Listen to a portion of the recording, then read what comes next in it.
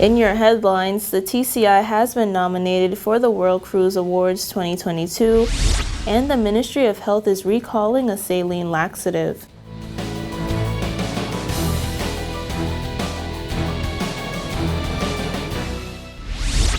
Hello Turks and Caicos, welcome to PTV News Watch. Thanks for tuning in on this Wednesday, August 3rd, 2022. I'm Khalees Williams with today's newscast. The real news starts now. Big news for our tourism sector as we continue to see big numbers in cruise travel. The Turks and Caicos Islands has been nominated for World Cruise Awards 2020, Caribbean's Best Cruise Destination Award. Here are the details. The Turks and Caicos Islands has yet again made its way on the list of nominees for the World Cruise Awards Caribbean's Best Cruise Destination 2022. TCI made the list for the first annual award back in 2021, however, did not take home that title, which went to Jamaica. Now this year, the country joins Jamaica, Barbados, Cayman Islands, and the Bahamas once again, vying for the 2022 title. Acting Director of Tourism, Mary Lightbourne, commented, quote, "We are delighted to have been nominated for the World Cruise Awards Caribbean's Best Cruise Destination Award for the second consecutive year. I highly encourage everyone to take the time to cast their vote for the Turks and Caicos Islands," end quote. The TCI has seen a tremendous bounce back in cruise arrivals since the closing of the cruise industry back in 2020, having announced a record-breaking 173,151 cruise ship arrivals for the first quarter of 2022 alone. The World Cruise Awards falls under the same umbrella as the World Travel Awards, which was created with a purpose to recognize and reward the strides of the various industries within the tourism sector. The Ministry of Health is recalling a saline laxative solution due to a bacterial contamination. Details ahead. The recall is in response to a U.S. Food and Drug Administration advisory, advising all suppliers and the general public who discontinue the sale and their use of the 10-ounce bottle of magnesium citrate saline laxative oral solution in the cherry, grape, and lemon flavors. These products are distributed by the Vijon LLCs in the United States. The product is used for the relief of occasional constipation and is packaged in clear, round plastic bottles.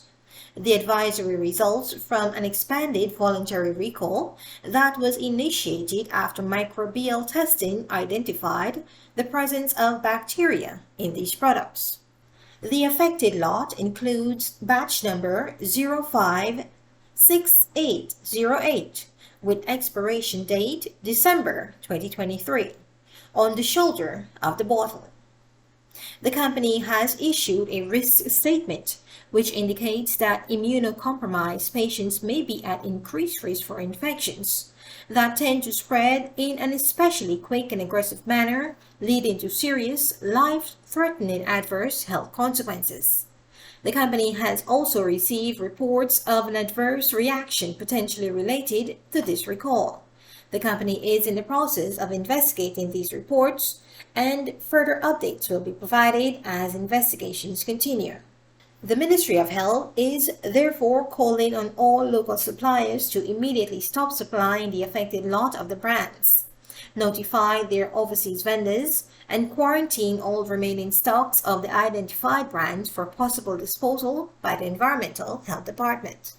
Consumers are advised to stop using the affected products and contact their respective pharmacies or other local suppliers.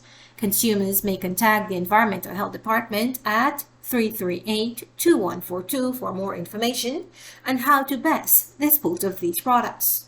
In addition, consumers should also contact their physicians or healthcare provider if they have any questions, concerns, or have experienced any problems related to the use of antacid products. All side effects can be reported via the Ministry's Adverse Drug Reaction Form, found on the government website. For PTV News Watch, I'm Delana Alves. Turks and Caicos-born journalist Jacqueline Charles, who works at the Miami Herald, has won a prestigious award. Details in this report. Caribbean-American journalist Jacqueline Charles has been named Journalist of the Year by the National Association of Black Journalists, the NABJ. Born in the Turks and Caicos Islands, Charles, who is of Haitian descent, will receive the honor for a second time at the 2022 Joint Convention of the National Association of Black Journalists and the National Association of Hispanic Journalists to be held in Las Vegas, Nevada this week. An Emmy Award-winning reporter, Charles has reported on Haiti and the English-speaking Caribbean for the Miami Herald for more than a decade. A Pulitzer Prize finalist for her coverage of the 2010 Haiti earthquake, she was awarded a 2018 Maria Moore's Cabot Prize, the most prestigious award for coverage of the Americas.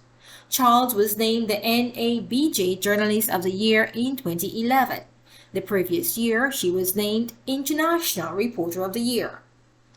The only child of a Haitian mother, Charles is a native of Grand Turk. She was raised by her mother and her Cuban-American stepfather, both in the TCI and Haiti, before the family migrated to the United States when she was 7. For PTV News Watch, I'm Delana Abs. We'll be right back with more News Watch when we return.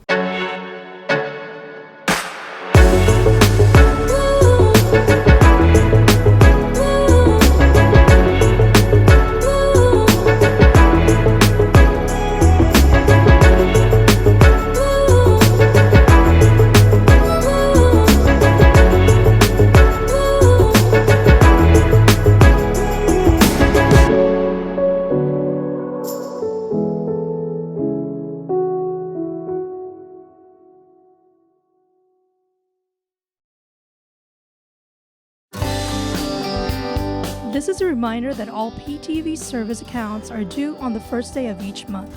Accounts should be brought up to date by the 28th of the month to avoid disruption in service. Payments may be made on our office at Stubbs Diamond Plaza, Providenciales, Mides Plaza, North Caicos, and Airport Road in South Caicos. Payments may also be made online using Scotiabank, CIBC First Caribbean Bank, and Royal Bank of Canada. Please allow 3 business days for online payments to be processed. We thank you for your cooperation.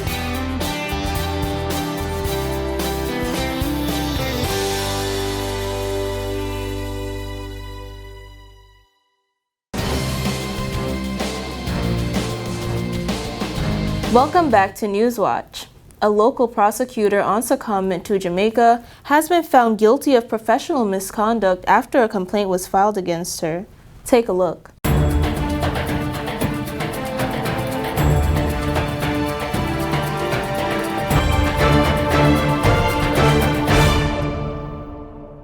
In 2019, a complaint was filed by Jamaican bank manager Lowell Spence against prosecutor Sophia Thomas, who was at the time on secondment from the TCI's Office of Public Prosecutions to the Jamaican DPP. In 2017, Spence, who was accused of stealing $5 million, was charged with money laundering, obtaining money by fraud, and conspiracy in 2009. The complaint stemmed from the prosecutor's attempt during the trial in November 2017 to refresh a witness's memory from a statement that was said to be a photocopy of the original statement. When asked during the trial if the statement was a replica of the original, Thomas reportedly said yes. However, it turned out that the 2 statements were not consistent with each other when the documents were examined by the judge, with 11 differences between them.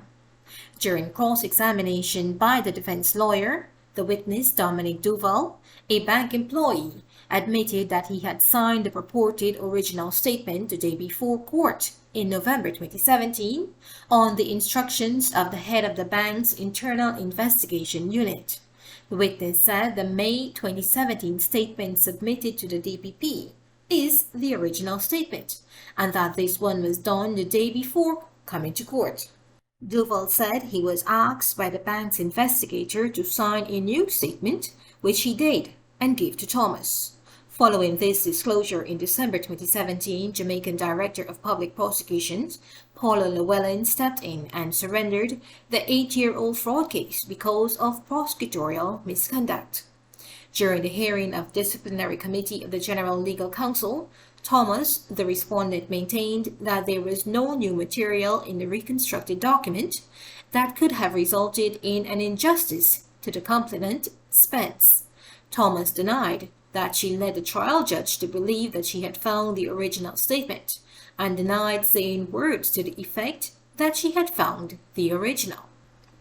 She told the disciplinary panel that by referring to it as the second original, she meant it came from the very witness who had made the first original statement, and that there were no changes, save and except the ones that are before the panel, and that is why she called it the second original, and at the time she was not aware that those changes had been made.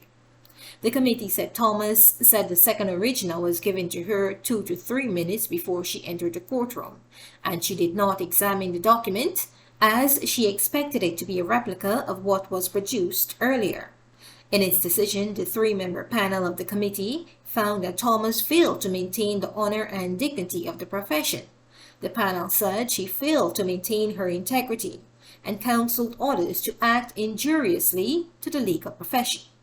Thomas's lawyer said they intend to appeal the decision and believe they have valid grounds on which to do so. Attempts to reach the TCI's Director of Public Prosecutions, Eugene Otonye, were unsuccessful. For PTV News Watch, I'm Delana Alves. Newswatch brought you details into the case of a quintuplet murder that occurred in Jamaica and gained international attention due to the nature of the events surrounding the incident. We bring you an update on that story. She always call me and say, Mama, you alright? Mama, you alright? A grieving mother now knows the motive behind the murder of her daughter and her 4 grandchildren who were stabbed to death inside their Clarendon home in Jamaica back in June. Roshane Barnett claimed that he stabbed and killed his cousin Kamisha Wright and her 4 children, slitting their throats because Wright disrespected him in front of her customers days prior.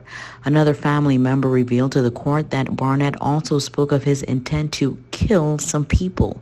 According to the Jamaica Gleaner, in his caution statement, Barnett reported that he was serving 2 men at his cousin's shop when Wright grabbed the money and told him not to assist any more of her customers, claiming that she had splashed water in his face. He says her attitude toward him changed ever since.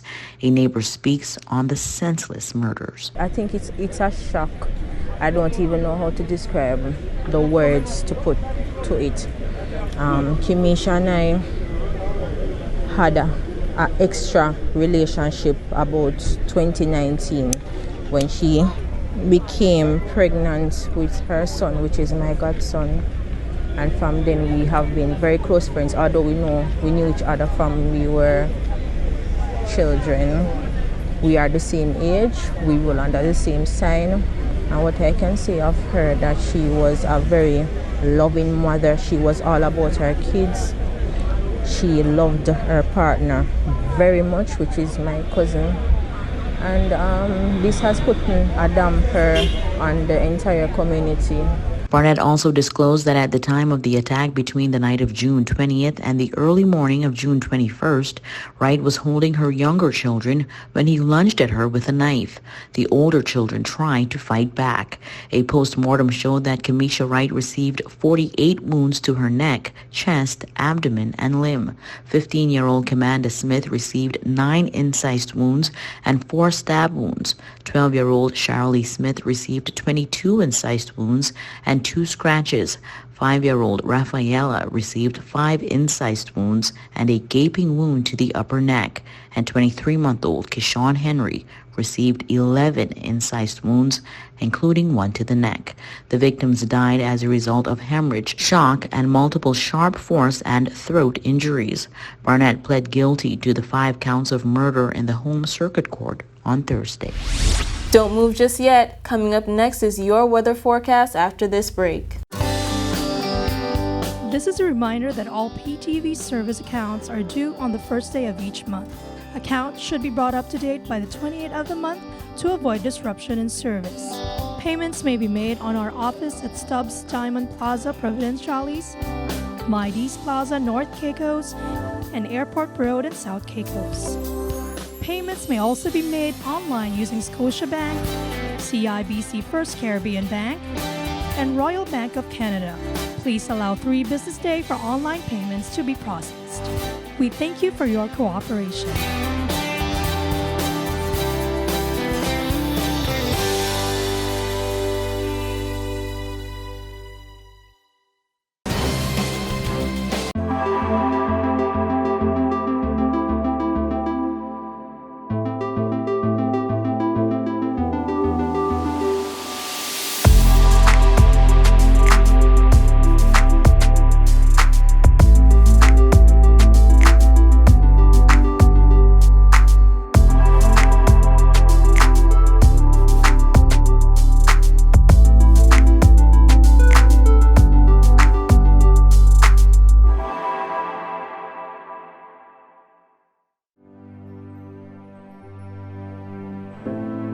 Here at People's Television, we're more than just your leading news and entertainment services.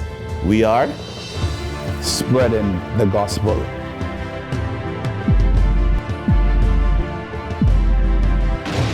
We are breaking barriers. We are preserving the culture. Each one, teach one. We are committed to excellence. We're creating change. We are creating memories. We are the future. I am PTV. I am PTV. I am PTV. I am PTV. We are PTV. We are continuing the legacy. We are PTV.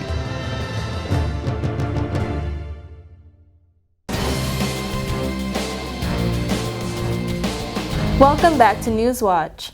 Here's the latest in your weather forecast. For the nation's capital, Grand Turk, mostly sunny skies, high 84, low 80, winds east at 15 to 25 miles per hour. For South Caicos, mostly sunny skies, high 84, low 80, winds east-southeast at 20 to 30 miles per hour. For North and Middle Caicos, mostly sunny skies, high 85, low 80, winds east-southeast at 15 to 25 miles per hour. For Parrot and Pine Key, mostly sunny skies, high 86, low 80, winds east-southeast at 15 to 25 miles per hour. And on Providenciales, mostly sunny skies, high 86, low 80, winds east-southeast at 15 to 25 miles per hour. Here's your sunrise and sunset. Sunrise, 6:24 a.m., sunset, 7:28 p.m.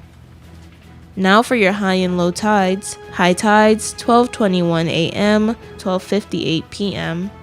Low tides, 6:30 a.m., 7:15 p.m.